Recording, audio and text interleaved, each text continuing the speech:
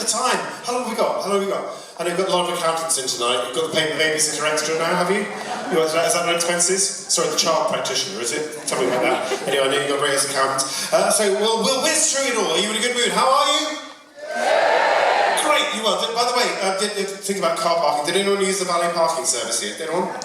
Okay, because if you did, have a word with Berkshire Police, because we don't have a valet parking service tonight. Your car is currently doing donuts in Whitley. Anyone here from Whitley? Okay, sorry, in Swindon. Anyone here from Swindon? Joking. Okay, by the way, can I thank you, the purpose of being here tonight, thank you so much for supporting this wonderful charity, the Slapstick charity, supporting this wonderful comedy festival they have in January in Bristol. So thank you, give yourself a huge round of applause, thank you. It's a wonderful thing.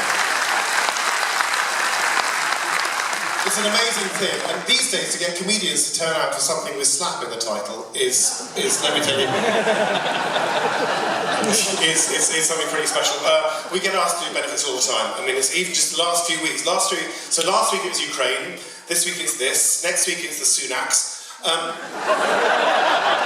The big thing, she's launched her own charity now, you know, that's Move Out to Help Out. But it is the thing. I understand the cost of living crisis. I mean, you know, we've seen his trousers, they just don't fit at all. I mean, this is the thing about the cost of living crisis is disproportionately affecting the well-off. Seriously, Mrs. Sunak, her cost of living has gone up £4.5 million in the last 7 days. Prince Andrew, cost of living up £12 million this year alone. So it's affecting everyone. I mean, it's the non-dom thing. Do you believe in the non-dom thing? You fancy the non-dom thing? No, exactly. I mean, even Boris Johnson, who was born in New York, he's not a fan of the non-dom thing. He's not a fan of the condom thing, come to think of it. Yes, indeed, yes. Forgive me. Great to see you all here. Yeah. Hi. Yes. Yes, Peppa Pig. Actually, I've got to hurry because I've got to go to his leaving party in a minute.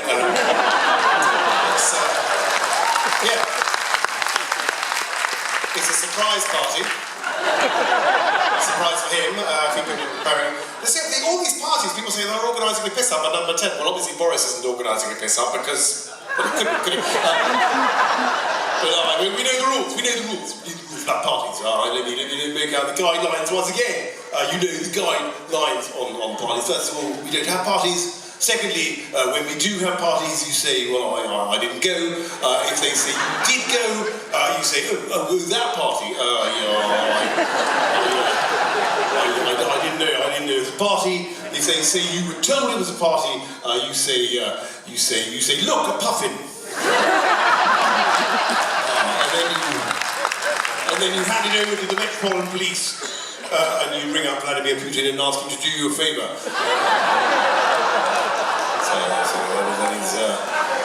Forgive me, that is how it works. Let's be absolutely quite clear. But let me make it clear, now is not the time. Now is not the time to resign. Now is not the time to respect any rules and regulations. In hindsight, I think I had my time again. There are things I would not have done. You know, when they presented me with the birthday cake, I should have said, go back to your desks. I should not have torn off my clothes, winked my genitalia at my staff, shouted, who wants a booster shot? And led a naked conga through the intensive care unit of St Thomas Hospital. That is up there with things I should not have done, with the mistakes that were made over PPE and care homes and appointing Priti Patel. Let's be quite clear. But I think this is one thing. There's one thing that we've learned from this dreadful crisis in Ukraine. It is that in a time of international crisis in Ukraine, it is important that you have a comedian leading your country.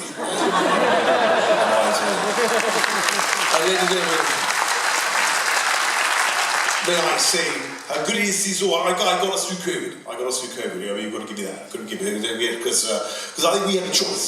We had a choice. We had a choice in this country whether to let the virus rip through our care homes with thousands of unnecessary deaths, or to close down large sectors of the economy and risk a recession. And uniquely, amongst all the Western countries, we did both.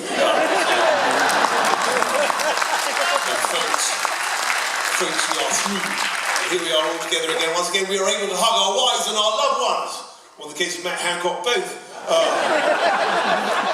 We are together, although be careful with the hugging, because I hugged somebody the other day, one thing led to another, and I now have a personal reproduction number, personal R, of anyway, if you've been in contact with me in the last 10 years and have a child, get a test. Get a test is what I say. Don't forget hands, face, space, wash my hands, sit on my face, and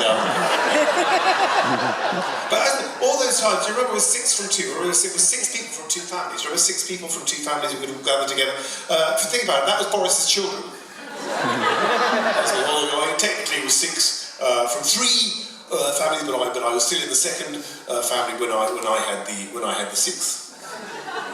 And indeed the 5th. So there we go. It's very easy to lose count. But what does it take? What does it take? So now is not the time. What does it take to make you think? Okay, he must be going now. He must be going. I think the Conservatives. Who plays Wordle here? Who plays Wordle? Okay. What does it take for the Conservatives not to keep putting those letters? I think basically it's the Conservatives. They've got a 4-letter word to describe the Prime Minister. They've got the C. They've got the N. They've got the U. They've got the T. And they're going, oh, I don't know, I'm on my 12th attempt now. Is it Toke? That's part of my job as a comedian, to make politicians look more ridiculous than they already are. Have you any idea how hard that is right now? Honest to God, we've got a Prime Minister who brushes his hair with a balloon.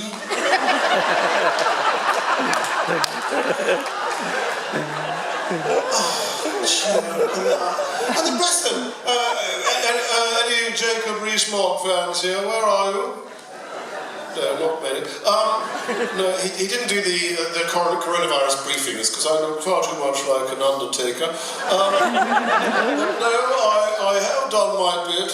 I did want to do laps of my garden a la Captain Tom Moore. Until somebody pointed out that my garden takes up rather a large part of Somerset. But luckily, Nanny has been doing laps off my garden in her mobility scooter. So Scooper's the dog. And so, but he's an extraordinary, isn't he, man? Just an extraordinary man. Jacob Rees-Mogg. He looks like something out of Gilbert and Sullivan. You can imagine. Here's a list of all the countries in Europe I can't stand. There's Portugal and Italy and Poland and Romania, the Netherlands and Germany and France and Lithuania, Spain, Hungary and Finland and Estonia, Slovenia, Slovakia, and maybe Macedonia. There's Malta, Belgium, Greece, Czech Republic and Croatia, and Luxembourg and Cyprus, which is practically in Asia, and Austria and Latvia and Denmark and Bulgaria. And Ireland, and if Turkey joins, the whole thing gets much scarier. But now we're out of Europe, we'll no longer be inferior. We're even doing trade deals with Burundi and Liberia. They tried to stop us leaving, which was perfectly absurd of them. It's what the British public voted for, at least a third of them. Thank you very much.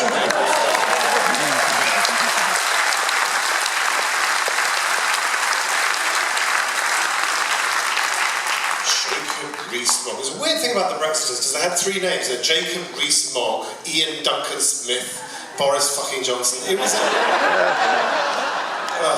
weird thing. It's a weird time we lived through, wasn't it? I mean, about Jeremy, where are the Jeremy Corbyn fans? Oh boy, have I misjudged this demographic. He wasn't a leader, was he? He wasn't a leader. He's more like a mascot, I thought, Jeremy. You know those grey things you get on the front of a lorry, you know, like some knitted, one fly, you know, please, put me out of my misery. Put me out of my misery. People say, oh no, he's a great speaker, he's a really good speaker.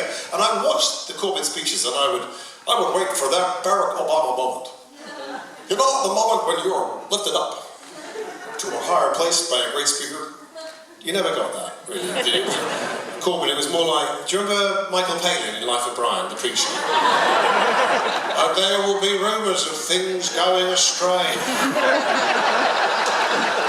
Oh, we're in terrible stuff. The Lib Dems, I mean, Dems, you can only get them on the red button now.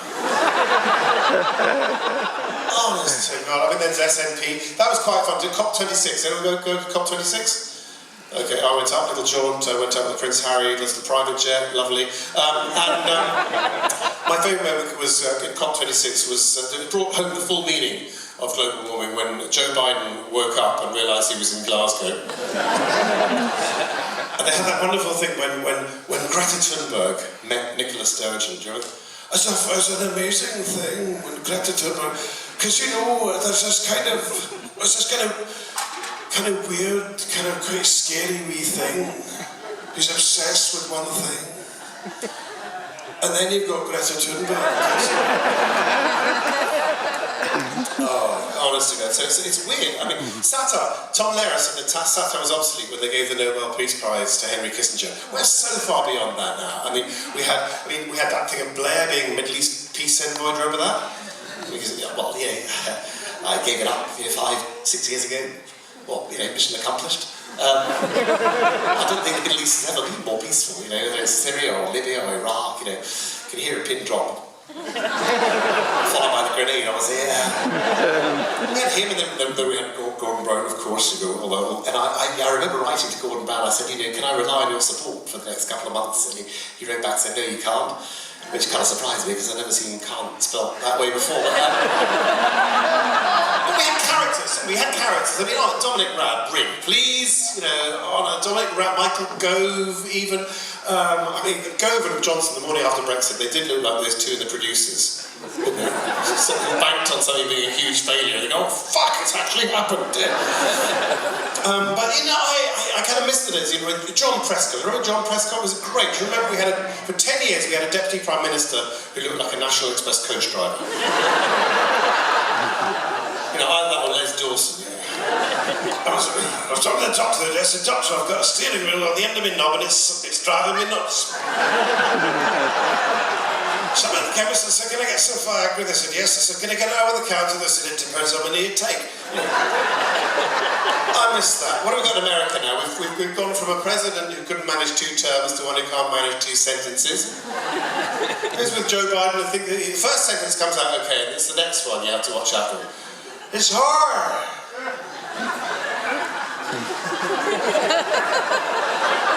To fight for peace in the world.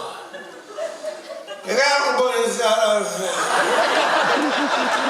he's not got it, folks. You're missing me already, admit it. Okay. You're missing me already, I can feel it. But by the way, slapstick loves slapstick. And I love Bristol, great place, Bristol. And I have a lot of connections. Cabot, I sailed with him, we found Newfoundland together. And then he joined the circus. And thank you, that's for the Bristolians. I know a lot of people, and we did a lot of the slapsticks. The Colston Hall, Andrew Colston, great friend of mine. I knew him very well, we played a lot of golf together, and he's a tremendous guy, he's not valued. I think they should have a statue. I think they should have it. In fact, there's even a place for it. In the middle, there's this plinth and there's nothing on there. And I think, they should put a statue there. Why don't they, But I started that. I started a lot of things. Black Lives Matter, that was me. I started that a long time ago with Martin Luther King. Great friend of mine, Martin Luther King. We played a lot of golf together. We grew up together. But we were very close. You know how close we were? I shot him. That's how close we were. He was within range. Oh, Martin Luther King, and I knew his sister, Billie Jean. I was the last man she ever had. Did you know that? Yeah, I turned her. That's what happened. But Billie Jean was not my lover, okay? She was just a girl who claimed that I was the one, okay? Just really bizarre. Well, it's extraordinary because when Trump started, the first night when they won the election, November 2016, and they called the election, and Pennsylvania went Republican, and he's there in Trump Tower, and the first call, they get a phone call from foreign leaders, and usually it's the British Prime Minister, but this time, this is true, it was the President of Egypt. It was El-Sisi, the President of Egypt. He thought, I know, he will be in Trump Tower. He'll be in Trump Tower, I'll telephone him. I don't know why he was speaking Russian, but he... So he put it's a true story. The president of Egypt rings Trump on the night of his election victory, and they get the call put through to his suite, and they say, Mr. President-elect, we have the president of Egypt on the phone. He goes, oh, Egypt, okay. Oh, Egypt, okay.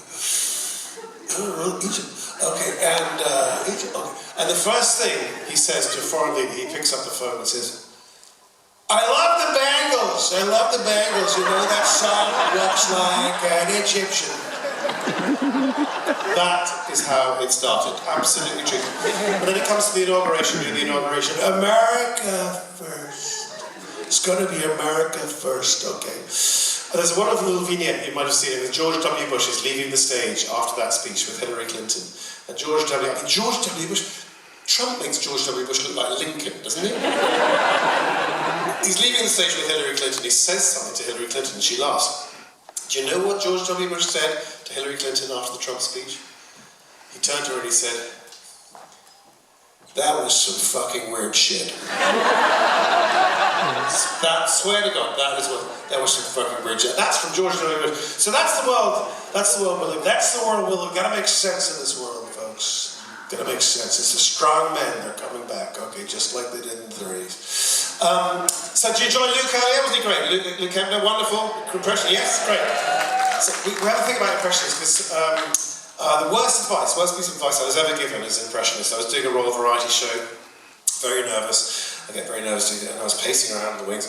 And somebody came up to me and said, are you nervous? I said, yeah, really nervous. And he said, don't worry, just go out there and be yourself. That's great advice, isn't it? Because the whole point is you can go out there and you can be anybody you like, you can make them say anything you like. You know, you have Prince Charles up there going, Viking, Northern Syria, Actually, if I do my vision of Prince Charles now, I'd love to hear Prince Charles ringing up Meghan Markle to congratulate her on the birth of her second child in the style of Liam Neeson from the film Taken. I don't know who you are. I don't know what you want. But I do have a very particular set of skills. If you let my son go now, that'll be the end of it. If you don't, I will hunt you down, I will find you, and I will kill you. Anyway, thank you very much and congratulations.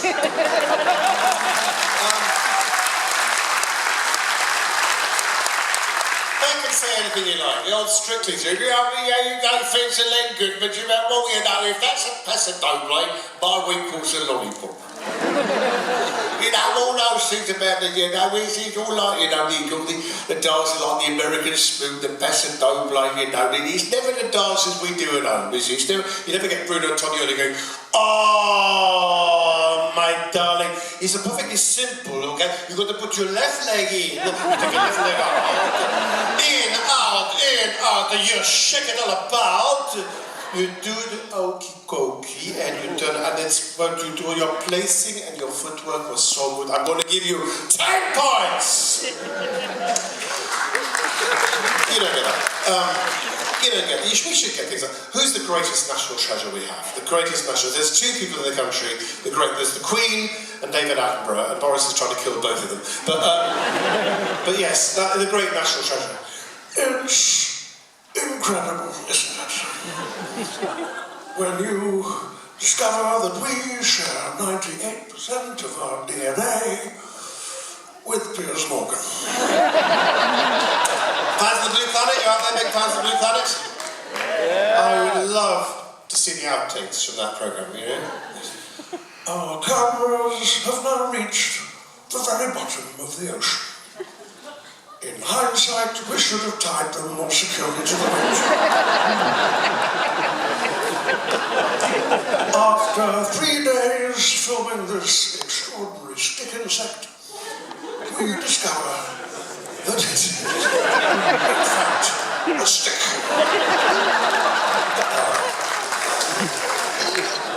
So, we have got to be American presidents, they've always been, I told you about Trump already, and of course Bill Clinton was great. We had a lot of great things happened under me, and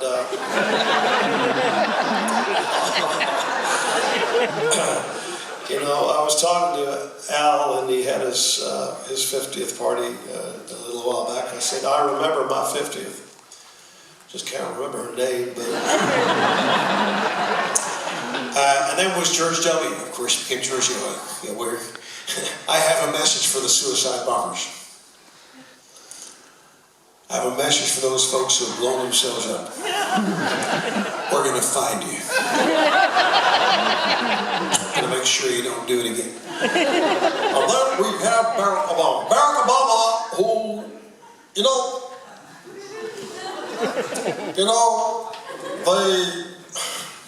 they call me the perineum president. I'm the one between the prick and the asshole. But let me just finish by saying a few words. I speak very slowly, with great authority, and occasionally sound like Kermit the Frog. Halfway down the stair is the stair where I sit. There isn't any other stair quite like it. It's not at the bottom. It's not at the top. But that is the stair. Well, I like to stop. But I will leave you with the words of the great John Lennon in his hymn to humanity that we know as Imagine. Imagine there's no heaven, it's easy if you try. There's no hell below us, above us on the sky. You may say I'm a dreamer, I'm not the only one. I hope someday you'll join us, and the world will be as one. Imagine no possessions, I wonder if you can. No need for greed or heartache, a brotherhood of man. Imagine all the people sharing all the world. Thank you so much, folks. It's been a long night. It's been a long night. We've got so much for slapstick. Thank you so much, Al. Come on out here. Al Rory. Thank you so much. Come and see us in the festival in January. Thank you for supporting slapstick tonight. Rory Bremner, ladies and gentlemen. Rory Bremner.